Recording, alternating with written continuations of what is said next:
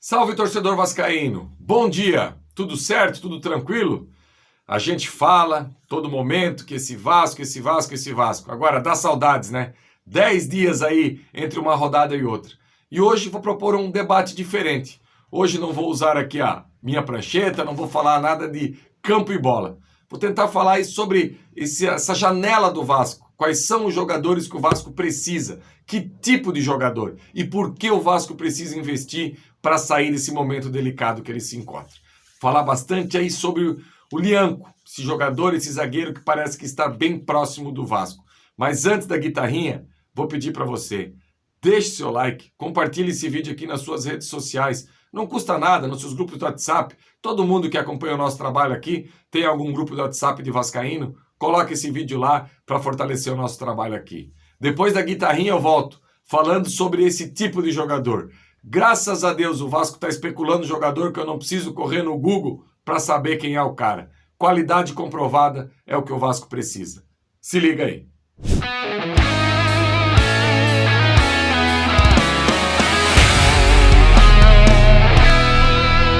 Então, torcedor vascaíno, mais um encontro nosso aqui no sábado pela manhã.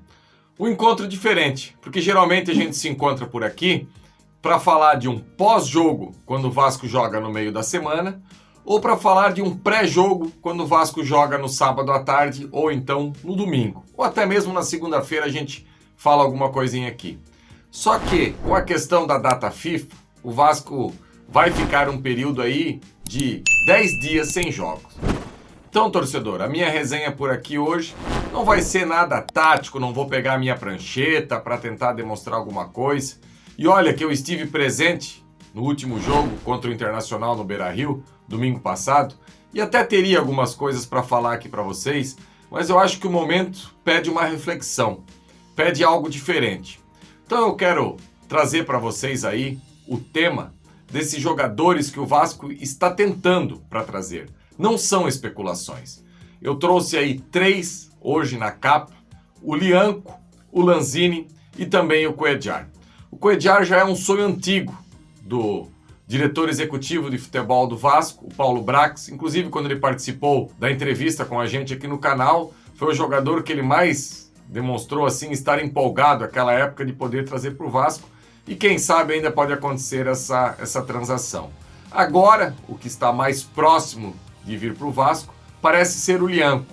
O Vasco aí já tem as bases salariais acertadas com o jogador e depende agora do sim do Southampton, que foi rebaixado aí na Premier League, em liberar o seu jogador. O Vasco ofereceu aí em torno de 1 milhão de euros ou de dólares para conseguir aí o empréstimo, e se o Lianco bater algumas metas com a camisa do Vasco, o Vasco tem a possibilidade da sua compra definitiva. E eu até fiz uma brincadeira na capa hoje, que são jogadores que dispensam o Google. E o Vasco precisa, há um bom tempo, desse tipo de jogador. Porque a maioria das contratações do Vasco, quando chega, até para nós que somos analistas e para o torcedor em geral, tinha que no Google tentar buscar algo de positivo desse jogador. Como joga, como é que não joga. Eu vou ser bem sincero para vocês, qualquer um desses 3 jogadores, eu posso abrir uma live na hora com o Flávio Dias, ou com o Emerson Rocha, ou com o Rafa Ribeiro, e começar a falar aqui das características desses jogadores. Então são jogadores que dispensam o Google. E o torcedor vascaíno está muito traumatizado. Sabe por quê? Essa semana, quando a gente começou a falar sobre o Lianco, eu percebi logo de cara nos meus grupos de WhatsApp. Aliás, os grupos de WhatsApp de Vasco tá puxado. Porque o torcedor vascaíno agora colocou na cabeça que ele mesmo tem que tirar sarro do Vasco. Já não basta os rivais. Mas eu respeito, eu entendo e respeito. Eu não passo uma figurinha de brincadeira, um meme, um vídeo de alguém tirando sarro do clube que eu amo. Eu não consigo fazer isso. Quem consegue, também não estou criticando, tudo bem. Eu acho que era mais fácil a gente quebrar essa corrente. Deixar, o cara mandou, deleta para tentar criar de alguma maneira uma onda positiva. Motivos para criticar o Vasco é óbvio que todos nós temos. Pode começar de manhã até a noite. É dentro de campo, é a comissão técnica, é o diretor executivo, é o CEO, enfim. Só que eu acho que a gente tinha que dar uma segurada. Enfim, é o meu ponto de vista e quem quiser continuar colocando memes do Vasco aí nos seus grupos, não tem problema nenhum. Mas eu percebi nos grupos de WhatsApp, assim que veio o nome do Lianco, a primeira coisa que eu li: meu Deus, vão gastar uma grana de novo num zagueiro e do meio para frente. Primeiro, onde está escrito que se o Vasco contratar o Lianco, o Vasco não vai ter mais grana para contratar jogadores do meio para frente? Outra coisa, é muito caro para um defensor você pagar um salário. O salário do Lianco nem foi ventilado. O que foi ventilado foi o salário do Balbuena, que o Flávio já trouxe na quinta-feira à noite, que estava descartado por outros motivos, não tanto pelo salário, que era um salário de 800 mil a 1 milhão. Torcedor vascaíno, ou o Vasco começa a contratar jogadores dessa prateleira, ou ano que vem nós vamos passar pela vergonha de disputar a Batalha de Itu, a Batalha de Ponta Grossa, esse tipo de jogo. Já passou da hora do Vasco, SAF, dizer por que eles prometeram para o vascaíno o céu. Eu não preciso ficar trazendo aqui os nomes e os personagens, porque todo mundo sabe o que foi prometido para o torcedor do Vasco. E a partir da hora que você começa a negociar com Cuéllar, com Lanzini, com Lianco, você vai entregar aquilo que foi prometido. Ninguém aqui está achando que a partir da hora que o Vasco vai para essa prateleira, a gente vai ficar na 19ª colocação na tabela. É óbvio que esses jogadores podem chegar e podem não render, porque o futebol não é uma ciência exata. Mas a partir da hora que você vai no mercado e tenta esse tipo de jogador, é uma outra prateleira, é uma outra história. Não é a mesma história de você trazer jogador que era, por exemplo, e olha, que até tá jogando bem, por exemplo, o Matheus Carvalho, que veio do Náutico, ou outras peças que o Vasco trouxe aí, o Serginho, que é uma aposta que tá vindo também para agregar o elenco. Enfim, alguns nomes que o Vasco trouxe aí que não encaixaram, que ainda precisam de um tempo. Esse tipo de jogador, o vascaíno tem que entender que se ele não der certo é porque o futebol não é uma ciência exata. Mas não é uma aposta. O Lianco não é uma aposta. O Cuéllar não é uma aposta. O Lanzini não é uma aposta. E qualquer outro jogador desse nível, o jogador que joga a Premier League, é outro campeonato. Você imagina, e eu vou ficar aqui falando basicamente do Lianco, que parece que é o jogador que está mais próximo. O Lianco, nessa última temporada, ele nem fez todos os jogos como titular do Southampton. Ele entrava em algumas partidas, jogou inclusive algumas partidas na lateral direita. Se vocês puderem ter acesso ao material dele, é um jogador que tem uma técnica bem apurada para zagueiro. Sabe aquela arrastada que o Léo Pelé dá pelo lado esquerdo para tentar achar passe, que principalmente o Léo fez muito no Campeonato Carioca? O Lianco faz isso toda hora. Além de ser um zagueiro com uma grande imposição física. Um cara mesmo que chega junto, que marca perto. Então assim, um cara que está acostumado a marcar Salah, Haaland, Harry Kane, Vardy. Você acha mesmo que um cara desse não está preparado para chegar no Vasco, colocar a camisa e jogar? Você acha que é caro pagar um salário para um jogador que tem esse tipo de enfrentamento no currículo? E mesmo antes dele chegar na Premier League, é um jogador que teve uma carreira no futebol italiano. Teve 4 anos aí de Torino. Todo mundo sabe o quanto é trabalhado a defesa, o quanto os defensores aprendem jogando no futebol italiano. Então assim, torcedor, vamos perder esse medo que a Vasco SAF agora vai colocar a mão no bolso para trazer jogador e parar de achar que é caro. Futebol profissional de alto rendimento é isso. A gente precisa de jogador de 800 mil, jogador de 1 milhão, até porque, não esqueçam, está em contrato. O Vasco SAF tem a obrigação de ficar entre os 5 maiores investimentos do futebol brasileiro.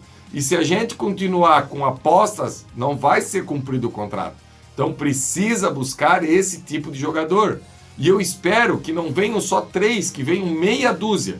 Que daí eu tenho certeza que o Vasco consegue disputar partidas e a sua possibilidade de vencer o adversário é muito maior. Nessas derrotas consecutivas do Vasco aí, se o Vasco tem jogadores no seu elenco com essa qualidade, porque assim, tirando o jogo contra o rival, que foi um atropelo, o jogo contra o São Paulo, o Vasco não teve oportunidade de vencer o São Paulo? Na minha opinião, teve. O jogo contra o Coritiba, que o Vasco empatou, o Vasco não teve possibilidade se tivesse um pouquinho mais de qualidade?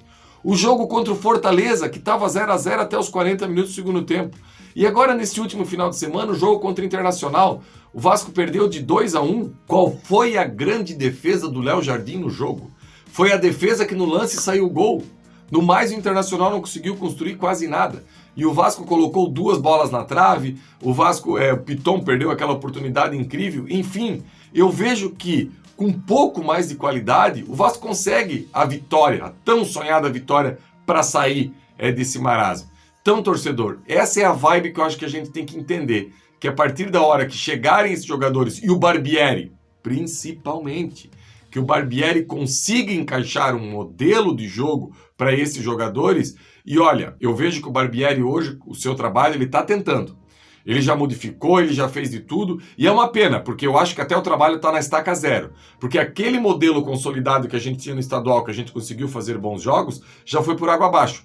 Ele já mudou, já veio para 3 zagueiros, já tentou de tudo. Então assim, só que antes da chegada desses jogadores e da janela, a gente tem 3 jogos pela frente. E aí, torcedor, que a gente precisa pontuar. Porque não dá para chegar lá no dia 3 de julho, pós-jogo contra o Botafogo, com 6 pontos na tabela. Aí vai ser um desespero absurdo. Então, para esse jogo contra o Goiás, o Vasco, por exemplo, deve jogar o Lincoln de zagueiro. Um menino, que até agora tem 2 jogos no profissional do Vasco como titular, não tem nenhum. Então, assim, é puxado você vê que a gente chegou nesse momento do campeonato. E eu vejo também que eles começaram a olhar para essa prateleira porque a água está batendo no pescoço. Não tem mais para onde correr. Não tem mais direito de errar. Não dá para trazer um jogador para ver se vai dar certo, uma aposta com possibilidade de revenda. Esse aí já está esgotado. Dentro do nosso cronograma, esse tipo de jogador já esgotou. Agora a gente precisa de jogador, como o Tite sempre fala com aquele sotaque gaúcho, jogador de qualidade comprovada. É isso que o Vasco precisa, jogador de qualidade comprovada. E esses 3 que eu coloquei na capa hoje, o Vasco conseguindo fechar com 2 desses, já estou satisfeito. Vai precisar de mais, como eu falei, pelo menos meia dúzia. Só que você vai enfrentar contra o Goiás, não tem essa possibilidade. Então, como escalar esse time? Também não tem o Jair. Pelo que eu estou observando, Ryan, titular absoluto. Eu acho que está na hora do Eric Marcos ganhar mais minutagem nessa equipe do Vasco, sabe? Jogando e melhorando e vindo numa batida boa. Então eu acho que o Vasco, para essas partidas ainda que faltam, precisa pontuar. Então que o Barbieri consiga, dentro do elenco do que tem a disponibilidade hoje, montar boas equipes aí para enfrentar esses 3 adversários. O Goiás, o Cuiabá e depois o Botafogo. Então, contra o Goiás, provavelmente, deve ser o quê? Léo Jardim, Puma, Lincoln, Léo Pelé e Piton. E no meio de campo, como é que faz? Será que continua ali o Zé Gabriel jogando, o Marlon Gomes e o Andrei quer jogar? Muita gente diz que o Andrei tem que estar com a cabeça no Chelsea, não sei o quê, mas para esse jogo, ele minimamente focado, se tiver uma conversa, eu sei que eu vou ser muito criticado nos comentários aí embaixo, mas não tem problema, eu não abriria a mão pro Andrei. Conversa com ele, Andrei, nós precisamos de você. E Andrei, você tá afim, você tá querendo? Parece que ele já teve essa conversa. Ele estando afim, ele é titular, principalmente com a saída do Jair.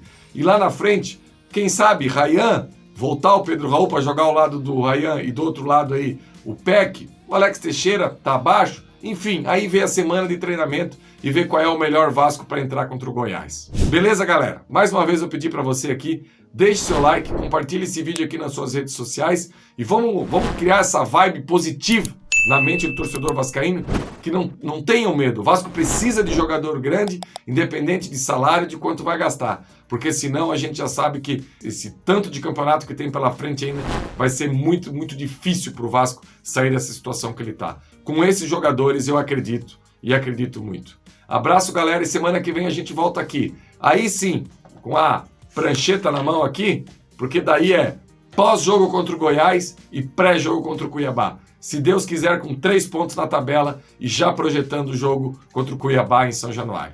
Abraço e até semana que vem.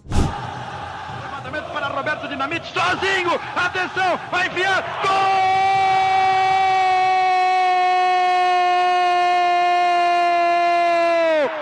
Que golaço maravilhoso do moço que mora em Caxias!